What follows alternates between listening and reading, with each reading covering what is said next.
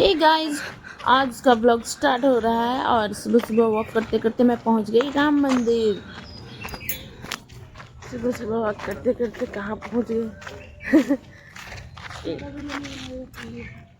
हाँ? और भोरे भोरे यहाँ का व्यू कुछ इस तरह से होता है, इतना सुंदर दिख रहा है।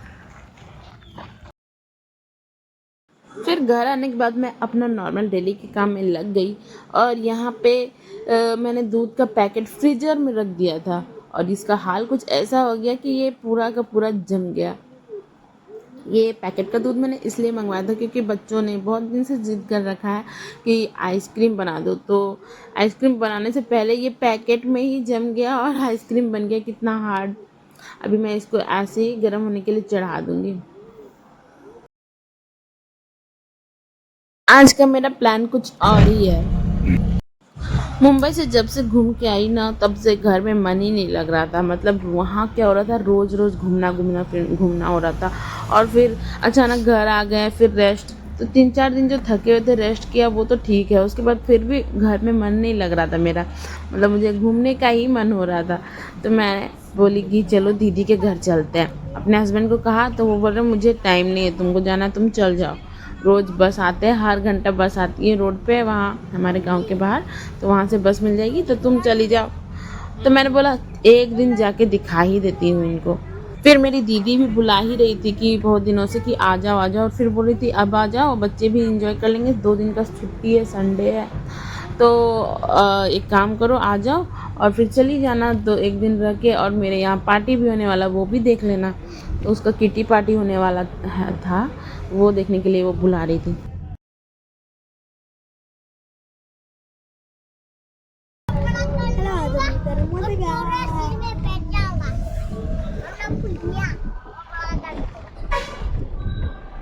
और मौसी घर में गणपति है।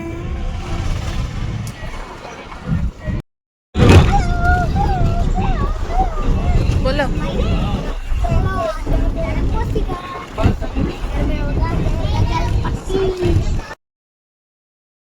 बस में ना पीछे की सीट्स पूरी खाली ही थी और 4 बजे के टाइम हम लोग बस में बैठे थे, तो पीछे की सीट पूरी खाली थी। उस रोड में लग रहा है कि ज़्यादा इस टाइम लोग नहीं जाते होंगे। बच्चे ना अलग अलग सीट में बैठ के इस तरह से मस्ती कर रहे थे और मैं बस वेट कर रही थी कि कितना देर में आएगा, क्योंकि हम लोग कार से जाते हैं तो तुरंत पहुँच जाते हैं। अब यहाँ पे बस टाइम लगे जा रहा है, आधा घंटा 1 घंटा हो गया। और यहाँ मेरा बेटा ये छोटा वाला बदमाशी कर रहा है, सोने का एक्टिंग कर रहा है। देखो किस तरह से क्यूट सा लग रहा है मेरा बेटा।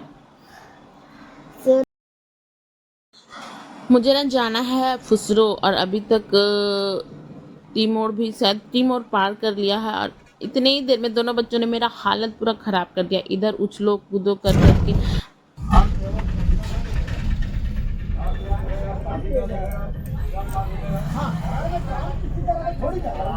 मेरा वीडियो में से तुम कर। ये मेरा छोटा बेटा जितना देखने में मासूम है ना, उसकी हरकतें और बदमाशियाँ उतनी बड़ी बड़ी है, बदमाश है।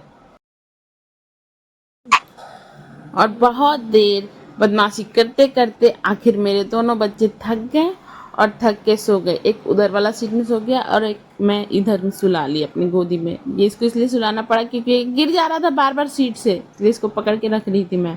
और आखिरकार थोड़ी देर मिली शांति मुझे, और अभी तक मैं बस ये देख के पता चल रहा होगा कि मैं कहाँ पहुँच गई। और डीवीसी चंद्रपुरा उसी के सामने बस पहुँची थी अभी तक। अभी भी सफ़र और लंबा है। अभी तक मैं चंदपुरा पहुंची हूँ और अभी सफ़र और लंबा है, फुसरो जाना है मुझे। अभी ऐसे हम लोग अपना गाड़ी से जाते हैं तो 1 घंटा में पहुंच जाते हैं, बट अब इसमें कितना टाइम लग रहा है। मैं तो बस वेट कर रही थी कि इतना टाइम क्यों लग रहा है। और यहाँ पे ये सब देख के पता ही चल रहा होगा कि अभी चंदपुरा ही पहुँचे हैं। फिर क्या था, हम थोड़ी सी शांति मिली क्योंकि दोनों बच्चे सो गए थे। तो मुझे क्या पता था कि ये तूफान से पहले की शांति है, क्योंकि असली तूफान तो अभी आने वाला है। क्योंकि पहले मैं कभी बाहर निकली नहीं अकेले, क्योंकि मार्केट जाना रहे या फिर मम्मी पापा के यहाँ जाना रहे, और तो मुझे कहीं जाना नहीं रहता है। ये सब मेरे मम्मी पापा भी कभी कभी आ जाते हैं हमको लेने के लिए, या फिर मेरे हस्बैंड ही हमको इधर उधर लेके जाते हैं मार्केट या फिर मेरे मायके। तो अभी क्या था कि मैं ये प्रूफ करना चाहती थी कि मैं अकेले जा सकती थी, इसलिए मैं अकेले निकली हूँ और दीदी के घर। बस वाला ना हम लोग को उतार दिया पहले ही, मतलब जो फुसरो का एक जो मोड़ है, बस स्टैंड है या क्या है, वहाँ से थोड़ा पहले ही उतार दिया। मतलब मेरे माइंड में जो जगह था कि यहाँ पे हमको उतरना है, ब्रिज, ओवर ब्रिज के जैसा है वहाँ पे, वो चीज़ से पहले ही मुझे उतार दिया। अब बोल रहा है यही है बस स्टेशन। तो मैं क्या करी, मैं दोनों बच्चों को लेके उतरी। मेरा छोटा बच्चा का पैंट ढीला हो गया था, उसको फिर मैंने टाइट से बांध दिया, उसको वो बेचारा पैंट पकड़ पकड़ के चल रहा था, तो उसको बांध दिया। फिर इन लोग को बोल रही हूँ चलो। अब इतना हसल वाला रोड में, मतलब इतनी गाड़ियाँ आ जा रही है, ये लोग कभी पैदल चले नहीं है, हम लोग हमेशा कार से ही आना जाना करते हैं अपना। अब इन लोग को मैं पैदल चला रही हूँ तो चलने नहीं खोज रहा, देखो कैसे नौटंकी कर रहा। फिर इन लोग ने देख लिया दुकान। अब रोड के किनारे इन लोग का है कि जो देखेंगे वो लेना ही है, तो फिर इन लोग को चिप्स दिलवाया। और हुआ भी क्या कि 1 से 1.5 घंटा हो गया ना बस में, इसलिए भूख भी लग गया। सो के उठने के बाद तो भूख लगता भी है। फिर हम लोग करते करते पैदल आगे चलते चलते यहाँ पहुँच गए। ये वाला लोकेशन मेरे माइंड में था कि एक ब्रिज के जैसा है, वहीं पे हमें उतरना है। तो यहाँ फिर हम लोग को पैदल चल के आना पड़ा। मैं अपनी दीदी को कॉल लगा रही थी कि आ जाओ, मुझे लेने आ जाओ। बुलाने टाइम तो वो बहुत बोली कि वहाँ से बस बैठ जाना और यहाँ तक पहुँचना ना, तुम यहाँ पहुँच जाओगी, उसके बाद मैं तुमको लेने के लिए आ जाऊँगी। उसके बाद उसका ठिकाना ही नहीं है। वो बोल रही है मेरे स्कूटी नहीं है घर में, तो ये है वो है, तुम देखो ना वहाँ ऑटो मिल रहा होगा, ऑटो वालों को ये एड्रेस बताना, वो तुमको पहुँचा देगा, वहाँ से बस 10 मिनट लगेगा। मुझे अपनी दीदी पे बहुत ज़्यादा गुस्सा लग रहा था, क्योंकि देखो बोली तो वही थी हमको कि आ जाओ आके दिखा दो अपने हस्बैंड को, मतलब उसका ही वही थी हमको। और उसके बाद पे आके हम इतना दूर आ भी गए, उसके बाद हमको कुछ समझ में नहीं आ रहा। और यहाँ आने के बाद वो मेरा साथ छोड़ दिया, और यहाँ इतना डस्ट उड़ रहा रोड में, और डस्ट में मैं बस इधर उधर घूम रही हूँ।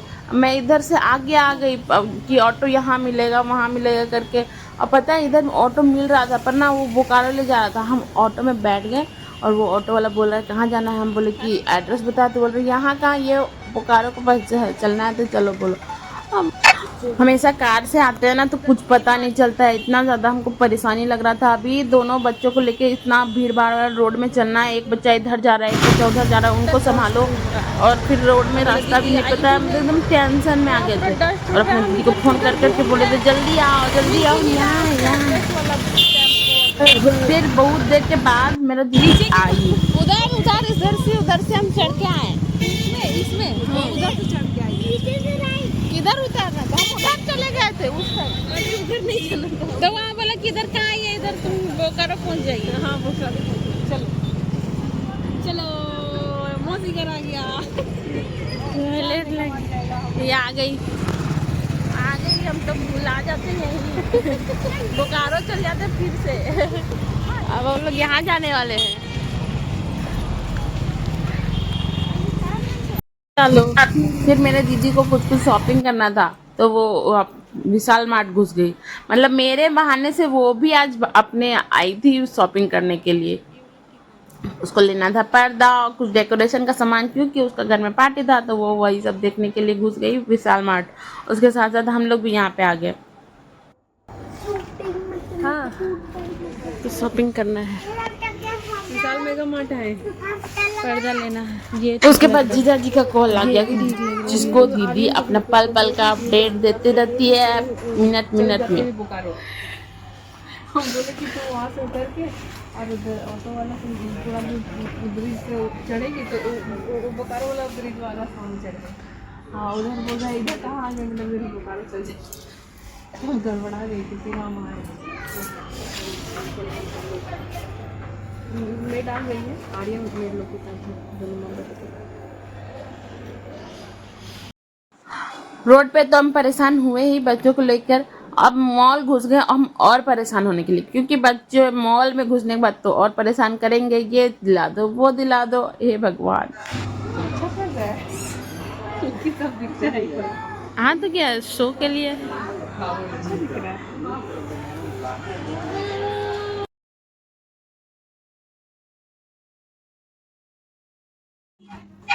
मॉल में मुझे कुछ अच्छा लगे ना लगे, बट बच्चियों के कपड़े, छोटी छोटी लड़कियों के कपड़े जो टंगे रहते हैं, वो मुझे हर बार यही ऐसा दिलाते हैं कि मेरे काम की ये नहीं है, मेरे पास कोई मेरी बेटी नहीं है। विशाल मेगा मार्ट से जैसे ही बाहर निकली तो देखा पूरा का पूरा अंधेरा हो गया। वहां से फिर ऑटो पकड़ा, दीदी वापस हमने ले जा रही थी, पर मुझे क्या पता था ये हमें वापस घर नहीं ले जा रही है, ये हमें ले जा रही थी। अभी इसने अपनी बेटी को डांस क्लास में छोड़ा था, वहां लेके जा रही थी।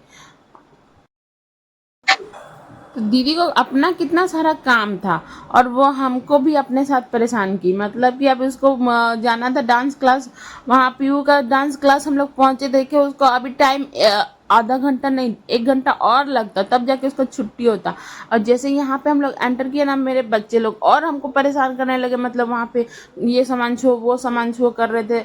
मैं बोली कि तुम हमको ऑटो बैठा दो, हम चल जाएंगे तुम्हारा क्वार्टर। बस रात को हम निकल गए उस अपना ये पे कि हम यहाँ कितना परेशान हुए। उसके बाद हम यही वाला बेवकूफ़ी कर लिया, अंधेरा में हम इतना परेशान हुए हैं। वो वाला ऑटो में जैसे हमको बैठाई, ऑटो वाला हम लोग को उतार दिया, बोला कि एक ही जन जा रहे हैं। उसको लगा कि हम लोग दोनों जाएंगे, मेरी दीदी और वो। बोला नहीं नहीं नहीं, एक जन जाइएगा तो मेरा फायदा नहीं है, और उतार दिया। उसके बाद हम लोग रोड में खड़े हो गए। मैं इतना रात ज़्यादा नहीं हुई थी, फिर भी 2 बच्चों को लेके मैं रोड पे खड़ी थी। फिर बहुत जद्दोजहद करने के बाद फिर ऑटो मिला, फिर ढूंढते ढूंढते हम यहाँ पहुँचे। कितना परेशानी से हम यहाँ पहुँचे ना, हम ही जानते हैं। अरे भाई, हमको डिपेंडेंट ही रहते ना हम किसी पे, वही ठीक रहता है। इंडिपेंडेंट होने के चक्कर में आज हम जो झेलाए है ना, वो हम ही जान रहे हैं।